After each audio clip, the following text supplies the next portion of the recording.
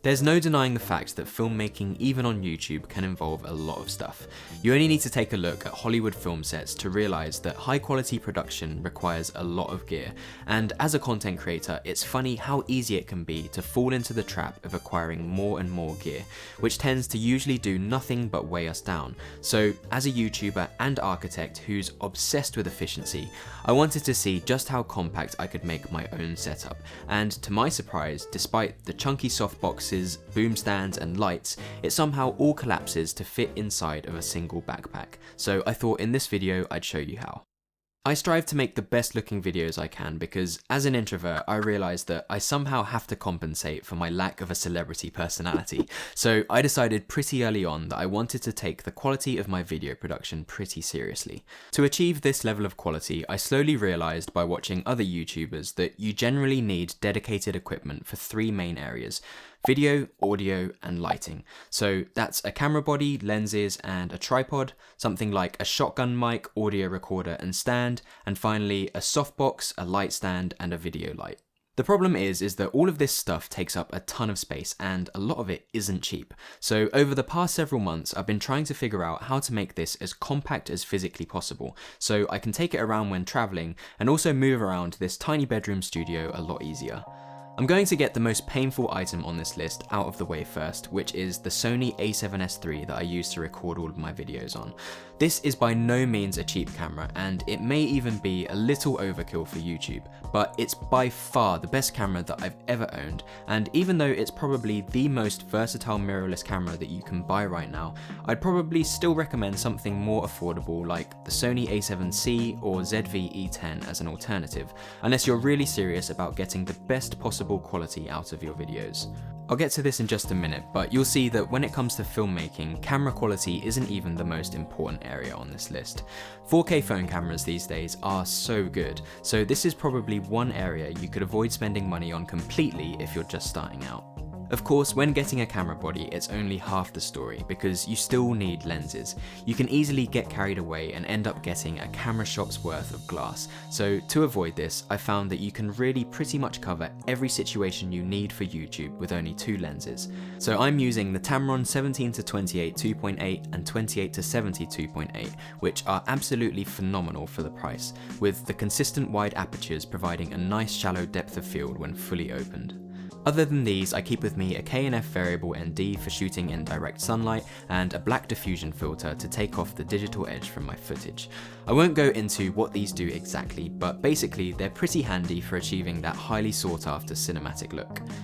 When keeping things compact, tripods and stands are the biggest hurdle, so the tripod I'm using is my trusty Manfrotto Compact Advance, which I bought years ago because it's fairly affordable and folds down really small for travel, and I even find myself choosing it all the time over my more expensive fluid head tripod, as it's just super lightweight in comparison and much easier to move around. Once you've got video covered, audio and lighting are arguably even more important, as even if you have an absolutely amazing camera, without clear audio and lighting, your video is going to be completely unbearable. The problem is that this equipment takes up a ton of space, which is why getting it stuffed inside of a backpack or suitcase seemed like almost an impossible task, without having to cop out and strap it to the outside. Unless you're a vlogger, audio equipment typically takes up a lot of room, because the real key is getting your mic as close to your mouth as possible, which in a studio environment typically means booming out a mic on a dedicated stand out of shot.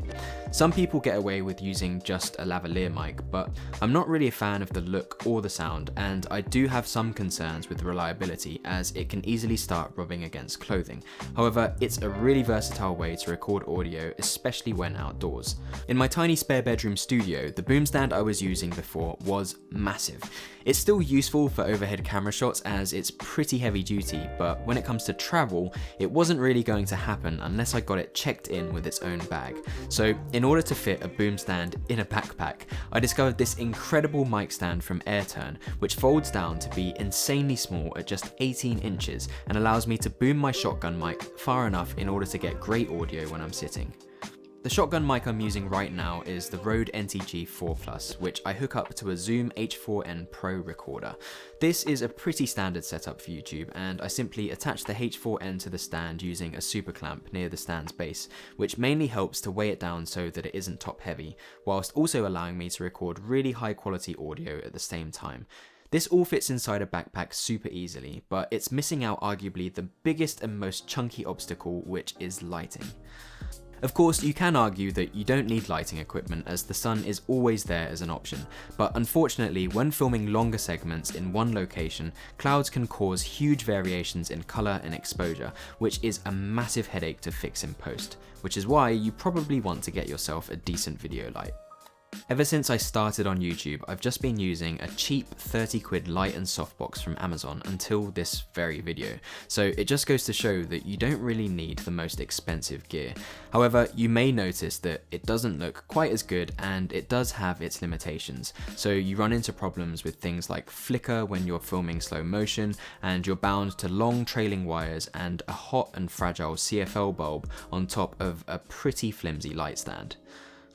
This made things pretty hot to say the least when filming in the summer, and it was a real hassle setting up in the studio as all the wires were just left trailing all over the place. And despite the stand being really light because it was really flimsy, it doesn't fold down to be particularly compact or travel friendly. After dealing with this for pretty much my entire existence on YouTube, I thought that I probably deserve an upgrade now to a proper video light, but I didn't want to have to sell a kidney for it, as the prices of some of these video lights are way out of my league, so the one that I ended up landing on was the small but mighty Godox ML60, which I don't think a lot of people know about.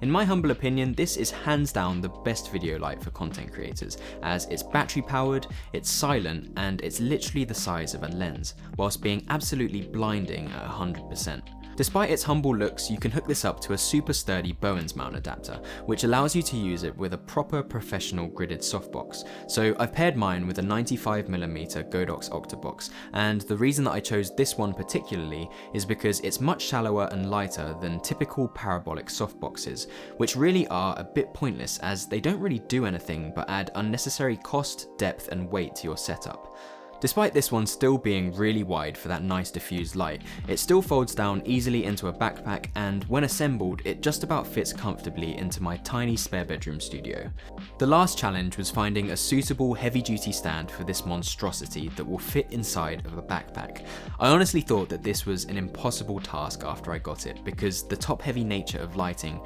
requires a really wide and sturdy base. But I managed to find this awesome stand from K&F that is incredibly efficient and compact. It has a folding leg mechanism that's really elegant and adjustable, and it can extend really high, which makes the whole thing super versatile. Then I finally just add this tiny battery powered Pixel G1S to add a bit of warmth or colour to wherever I'm shooting, which provides me with even more flexibility, in case the location that I'm shooting in when travelling is a little bit bland. Somehow all of this fits inside of my backpack from Pact, and this opens up a ton of freedom for us now that our family is fully vaccinated. Obviously, this is a lot of equipment for just a backpack, and it's not likely that I'll actually squish everything inside of this bag because, let's be honest, it's a bit of a squeeze and it makes it pretty heavy, but it illustrates how the size of all of this equipment can provide a ton of versatility when it comes to travel and check-in options, and I can still easily set up this entire studio when we visit our family overseas, which is something that we're definitely planning on doing in the not so distant future. As an architect, I'm super passionate about efficiency and versatility, and this is something that I strive for in pretty much every area of my life, so I guess somehow this logic has spilled over into my YouTube setup too. I've actually noticed that a ton of YouTubers are now minimizing their setups, and I think that they're realizing that the more gear you have, the more it slows you down, especially on small scale productions like YouTube videos. So when considering the law of diminishing returns, I think that asking questions to find that sweet spot for your style of filmmaking is a great idea. Now, I just want to take a moment to thank the sponsor of today's video, Backblaze. On a side note, if you're serious about design or content creation of any kind like I am, this usually ends up creating gigabytes of footage, and when this is your primary source of income, it's quite important that you're all backed up. I've been using Backblaze ever since I got myself an editing PC, if you remember that video, and the reason that I use them is because they're a cloud-based backup service who give you unlimited backups for both Mac and PC, while costing just $7 a month, which allows me to back up literally all of my files and data for complete peace of mind, and with the amount of 4K footage that I now work with, all of this storage is definitely needed. If I happen to somehow lose all of my files, I'm comforted by the fact that Backblaze have restored over 50 billion files for customers, and anyone can choose to restore their files using just an internet connection from anywhere in the world. And if you wish, you can even choose to overnight a physical drive with all of your backed up data delivered directly to your door, and then you can get a full refund if you just return the drive within 30 days. So if you're not currently backed up, check out Backblaze for a fully featured, no credit 15-day trial using the link in the description. Now, just to update you guys, the real reason that I made this video is because we have some trips planned now that we're fully vaccinated, and I imagine that a lot of you guys have a few trips of your own planned too. So whether you're into content creation or are just curious about the gear that I use for my videos, hopefully this research was somewhat helpful or entertaining. Of course, I'll leave links to everything down in the description below, and if you enjoyed this video, it really helps to drop a like and leave a comment. So maybe let me know about some of your best or worst gear purchases that you've ever made for content creation, because as always, I'm really interested to hear the space-saving discoveries that you guys are making in your own time. Thanks again so much for watching, and I guess I will see you in the next video.